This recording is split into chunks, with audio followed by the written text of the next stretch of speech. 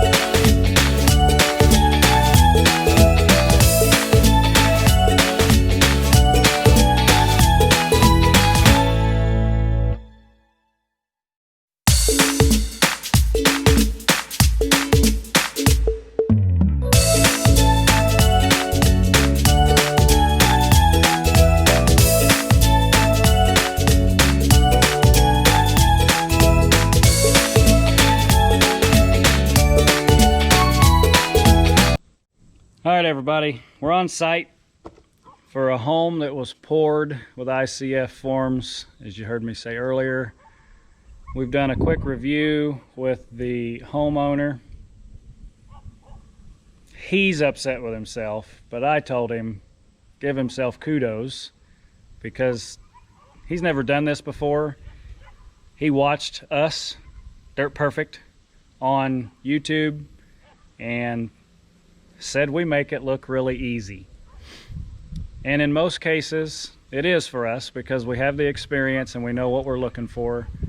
Mike really has the experience and knows what he's looking for.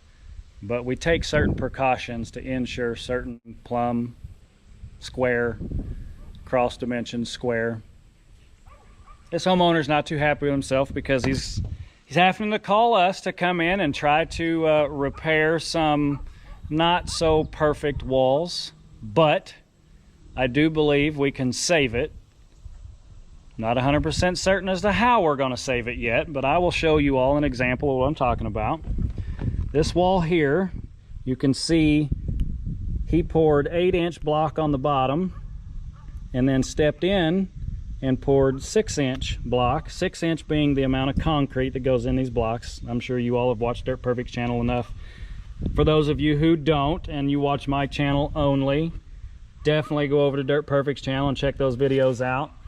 But if you look down this wall here, you can see this string line, which is a great thing.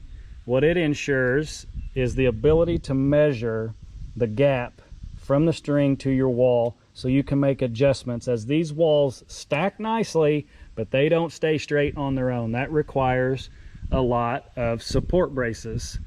Prior to this, there were braces that ran at a 45-degree angle, and he had them anchored to his concrete floor, like you've seen in Dirt Perfect's videos where we have metal. We screw that to the wall. He's got wood. He had a brace that goes out to allow him to make adjustments. His adjustments look really close on this wall. I don't have many concerns about this wall other than the 6-inch layer that he put on the 8-inch down at the bottom, it bows out slightly. It's got a little bit of a canter to it. You can kind of see it there in the video. If I go just a little bit further, that bottom wall disappears and we're straight on this edge, whereas if we go out from that edge, you can start to see it. So there's a little bit of angle there. There's a little bit of swag down on that far side, but that's not bad. Let's go over here to this other wall. We're gonna walk around the entire basement, give you guys a good image of what we're gonna try to help this homeowner with, assuming he likes our quote. This is potential. This isn't guaranteed yet. As we come over here and you look from this corner, you can see this wall tells a little bit different story. You still see the same string line, and you see right here in front of me, that string line almost touches, whereas right here beside me, it has the gap that he established, which was 1.5 inches roughly, which is the gap he wanted to keep in this wall the entire way down. You can see there's, easiest way to put it, somewhat looks like a snake.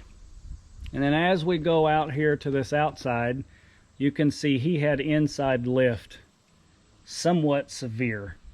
Again, I think there is a potential solution. I want to talk to Mr. Dirt Perfect about that before we tackle it and quote it, but we're going to have to do some interesting things with this wall.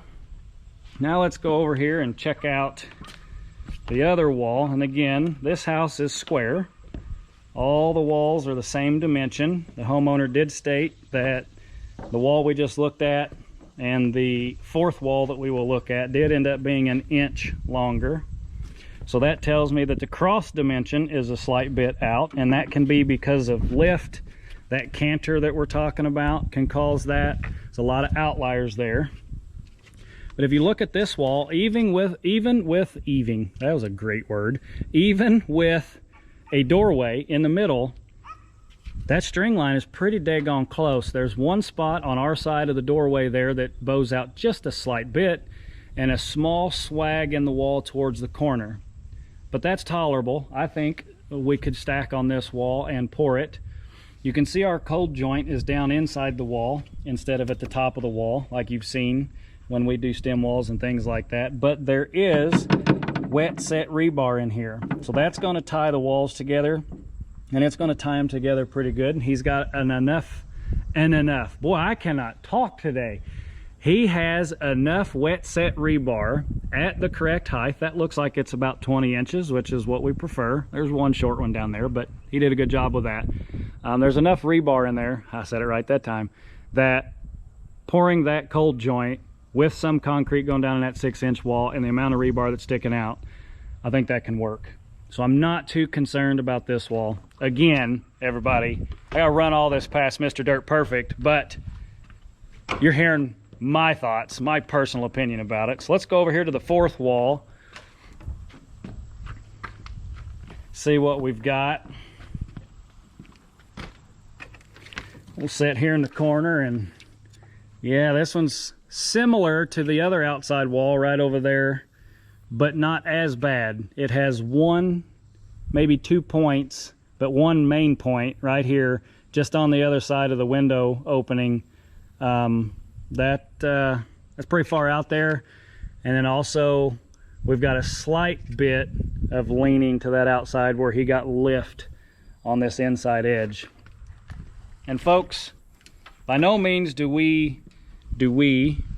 I, Dirt Perfect, want people to not try to pour their own basements. Like I stated earlier in this video, I've given this homeowner major kudos because he pulled his big boy you-know-what's up, and he tackled it. And he didn't do a bad job. There was some critiquing of the wall that he missed.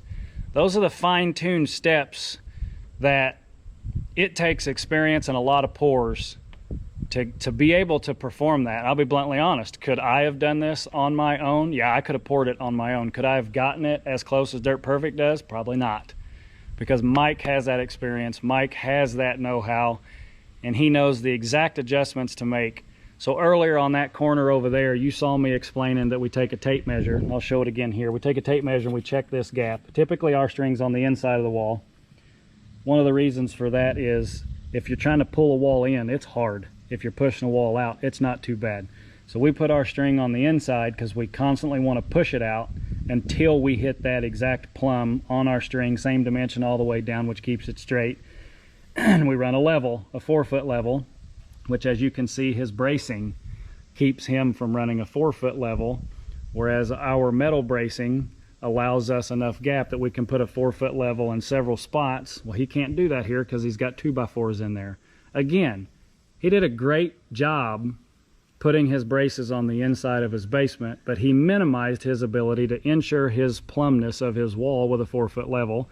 He could only check 2 feet at a time, and he had to do that 4 times to check the entire wall, whereas we can take a 4-foot level and we do it twice, and we can get the plumb in 2 dimensions. And as everybody knows, concrete, on concrete pour day, it's go day. You go until that concrete is right, because once it's set, there's no fixing it except tearing it apart and starting over. So as we come down this wall here, he does have a beam pocket that is a little bit different than what we do. He's telling me that there's a hollow cavity in here behind this plywood that's been foamed off, so that all he's got to do is cut that out. A recommendation I gave to him, due to the fact that he's not going to have the treated wood like you see us do. Concrete can absorb moisture, and if any air gets in here, it'll create moisture. So I've recommended him to put a vapor barrier on the end of his beam to ensure that it never rots off, because those beams aren't treated because they're inside of a house, so they don't have any waterproofing. So I'm going to go over here, we're going to hop down, and we're going to look at this from the outside. Stay tuned. All right, so you can see from the outside here, you can see that swag a little bit better. And this wall, again, isn't too bad. Does have a little bit of lean, but it's not too bad. This wall over here, I'm trying to make my way around this corner.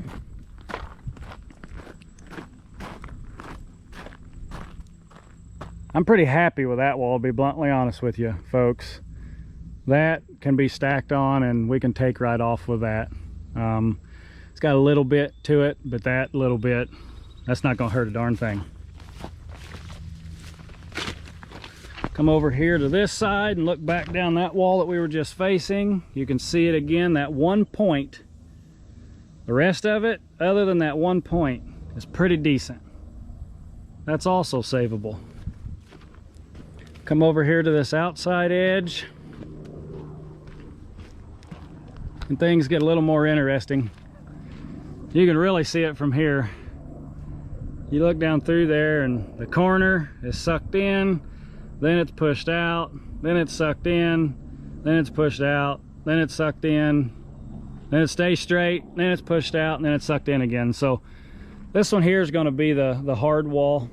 We're going to have to talk about this one, figure out how we want to tackle that. But other than that, you can see how it's tipped out. Now I know the green against the blue is kind of hard to see that with the 2x4 in the corner, but I can definitely see it with my eye. Again, our key here is to, well, let's start that conversation. This customer contacted us for seeing us pour basements on YouTube and said, hey guys, I messed up. Can you come fix it? So we're out here today, we're looking at it. Can we fix it? Yeah, I think we can get another level on his house. Can we fix what it is that he has that he's not happy with? I don't know if you call it a fix or if you call it just making it structurally sound, but that's what he's wanting us to quote. Can we pour that next level? So his entire home is ICF, and he's going to set his trusses on the top of the wall that we may pour for him. The other thing that he wants us to do, his excavating company gave him a really big overdig, a step, really big overdig, and another step. And his front elevation isn't exactly what his preference was, but he's got a great big pile of topsoil back here. He's got this pile of fill dirt, and then more piles of fill dirt in front of the house. So we're also going to quote bringing the entire site to the proper grade and backfilling the home with the proper rock to ensure that the former drain does its job and drains properly. We're going to have to review this. This is definitely one that's not your standard process, but that's part of it. Like I said earlier in this video, I give this homeowner major kudos for his inexperience, for what I see that he did, for the research that he did online and the reviewing of YouTube videos of Dirt Perfect that he performed. He did a great job. It's that fine-tuning knob that he just missed a little bit, and I'm sure he missed it a little bit because a lot of people don't realize the amount of manpower that it takes to pour concrete, especially in walls that you are needing to be plumb, straight, square, cross dimensions within quarters of inches and things like that. Other than that, this is a great structure. This structure will be here for their lifetime. The question is, does it make sense to pour on top of the current structure with the cold joint and the rebar that he has? Or does it make sense for us to come in here and do a short pour, cap that 6-inch wall off, and then him stick frame from there? What is the most structurally sound option? Obviously, he wants an ICF form home. We're going to try to get him an ICF form home all the way to his trusses. Do we know that for sure yet? No. Mr. Dirt Perfect and I are going to have a conversation. That'll most likely be videoed as well. Stay tuned for more. We'll see how this turns out. Get here, see what we got. Here's the outlier. You want to keep moving, or do you want to stop, back up and punt because the cost is now getting too high? We'll see how all that turns out. But for now, that's where we're at.